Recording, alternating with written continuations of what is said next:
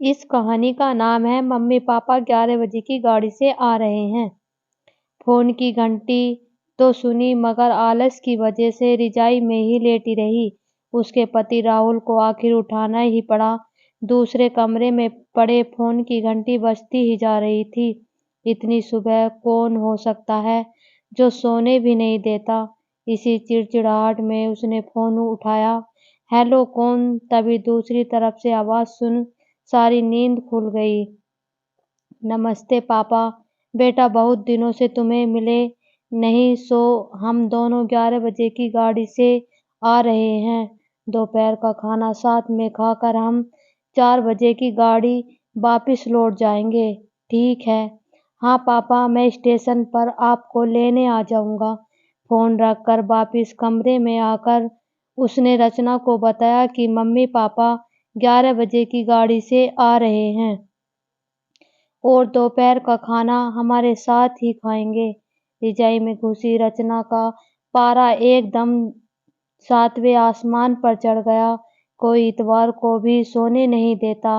अब सबके लिए खाना बनाओ, पूरी नौकरानी बना दिया है।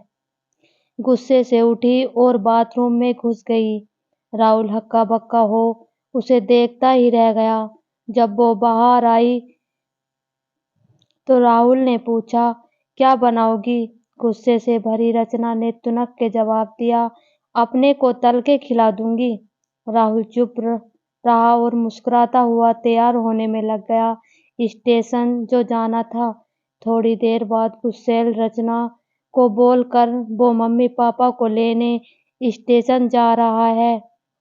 वो घर से निकल गया। रचना गुस्से में बड़बड़ाते हुए खाना बना रही थी।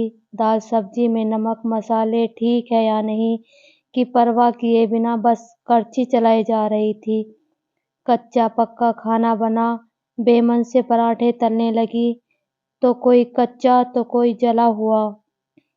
आखिर उसने सब कुछ खत्म किया, नहाने चली गई। नहा के निकली और तैयार हो सोफे पर बैठ मैगनीज के पन्ने पलटने लगी। उसके मन में तो बस यह चल रहा था कि सारा संडे खराब कर दिया। बस अब तो आए खाए और वापिस जाए। थोड़ी देर में घर की घंटी बजी तो बड़े बेमन से उठी और दरवाजा खोला। दरवाजा खुलते ही उसकी आंखें हैरानी से फटी रह गई और मुंह से एक शब्द भी नहीं निकल सका।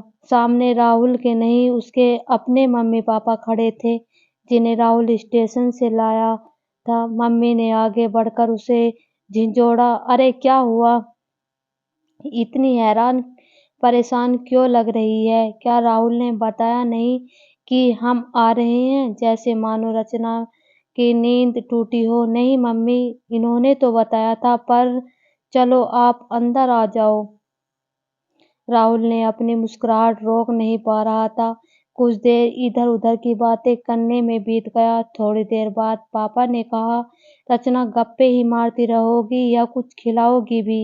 यह सुन रचना को मानो सांप सूंघ गया हो। क्या करती बेचारी को अपने हाथों से ही बनाए अध पक्के और जले हुए खाने को परोसना पड़ा। मम्मी पापा खाना तो खा रहे थे, मगर उनकी आंखों में एक प्रश्न था जिसका वो जवाब ढूंढ रहे थे। आखिर इतना स्वादिष्ट खाना बनाने वाली उनकी बेटी आज उन्हें कैसा खाना खिला रही है? रचना बस मुंह नीचे किए बैठी खाना खा रही थी। मम्मी पापा से आंख मिलाने की उसकी हिम्मत नहीं हो पा रही थी। खाना खत्म कर वह सब ड्राइंग रूम में आ बैठे। राहुल कुछ काम है, अभी आता हूँ कहकर थोड़ी देर के लिए बाहर निकल गया। राहुल के जाते ही मम्मी, जो बहुत देर से चुप बैठी थी, बोल पड़ी, क्या राहुल ने बताया नहीं था कि हम आ रहे हैं? अचानक रचना के मुंह से निकल गया। उसने सिर्फ यह कहा था कि मम्मी पापा लंच पर आ रहे हैं। मैं समझी उसके मम्मी पापा आ रहे हैं। फिर क्या था? रचना की मम्मी को समझते देर नहीं लगी कि ये मामला है। बहुत दुखी मन से उन्होंने रचना को समझाया, बेटी हम हो या उसके मम्मी पापा, तुम्हें तो बराबर का सम्मान करना चाहिए। मम्मी पापा क्या, कोई भी घर आए तो खुशी खुशी अपनी हैसियत के मुताबिक उसकी सेवा करो बेटी। जितना किसी को सम्मान दोगी उतना ही तुम्हें प्यार और इज्जत मिलेगी। जैसे राहुल हमारी इज्जत करता है, उसी तरह तुम्हें भी उसके माता पिता और संबंधियों की इज्जत करनी चाहिए। रिश्ता कोई भी हो, हमारा या उसका कभी फ़र्क नहीं करना चाहिए। रचना की आँखों में आँसू आ गए और अपने को शर्मिंदा महसूस कर उसने मम्मी को वचन दिया कि आज के बाद फिर ऐसा कभी नहीं होगा। दोस्तों, अगर मेरी कहानी पसंद आई हो तो लाइक करें और चैनल को सब्सक्राइब करें। राधे राधे।